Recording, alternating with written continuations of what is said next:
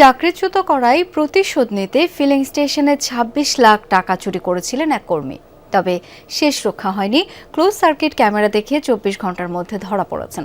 চট্টগ্রামের চান্দগাঁওয়ে ঘটেছে চাঞ্চল্যকর এই ঘটনা। বাসা থেকে উদ্ধার হয়েছে চুরি করা টাকা।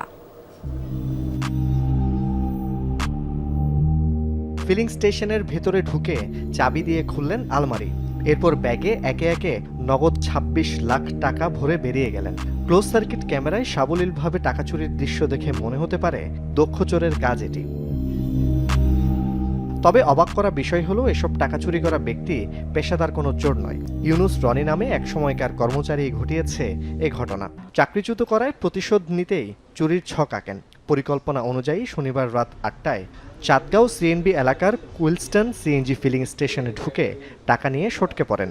পুরনো স্টাফ সব জানে কোথায় সুইচ আছে, কোথায় সাপি থাকে, কোন দিকে ঢোকা যাবে, সুবিধা তো জানে। যেন আমি এখানে চাকরি করছি আমি জানি না, তো এরকম সেম আর কি। আমাদের এখানে অনেকদিন চাকরি করছে, এখানে এই কিছুদিন আগে এর চাকরি থেকে বহিষ্কার করছে। এরপরে এই কিছুদিন আগে আসছে আমাদের কেসির সাথে কথা বলছে। চুরির পদ্ধতিটা দেখে মনে হচ্ছে যে খুবই পরিকল্পিতভাবে ঘটনাটা এভাবে ঘটেছে। সিস্টেমটা দেখে মনে হচ্ছে যে কি এখানে লোকেই জানে সব কিছু, কোথায় কীভাবে করলে সহজভাবেও বের হয়ে যেতে পারবে। ফুটেজ দেখে রনিকে শনাক্ত করে ফিলিং স্টেশন কর্তৃপক্ষ।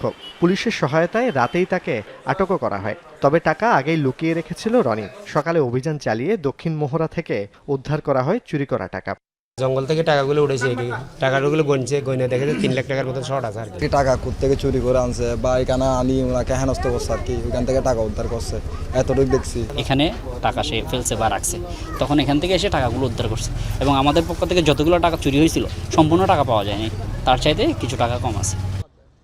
এই ঘটনায় থানায় মামলা করেছে ফিলিং স্টেশন কর্তৃপক্ষ। তাকে আমরা সাসপেক্ট করছিলাম, তাকে আমরা বেসিক্যালি টার্গেট করে আমরা আগাইছি। এরপরে এক পর্যায়ে তাকে অ্যারেস্ট করি রাতে। অ্যারেস্ট করার পরে তার কাছ থেকে আমরা এই পর্যন্ত ২৩,৭৩,৫১০ টাকা উদ্ধার করতে পারছি। জুবাইদ ইবনে শাহাদাত, যমুনা নিউজ, চট্টগ্রাম।